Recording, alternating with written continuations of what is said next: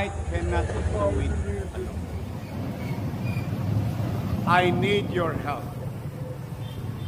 Sapagkat muli nating ipararamdam sa ating mamamayan ang lideratong porsigido na ipatupad ang batas, isulong ang pagunlad ng lungsod at mamamayan nito sa ating hangaring to make Manila great again.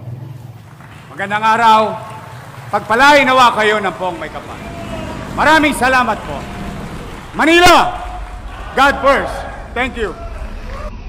See you again. Thank you po. Trabaho na ulit. Opo, trabaho na tayo, Yorme.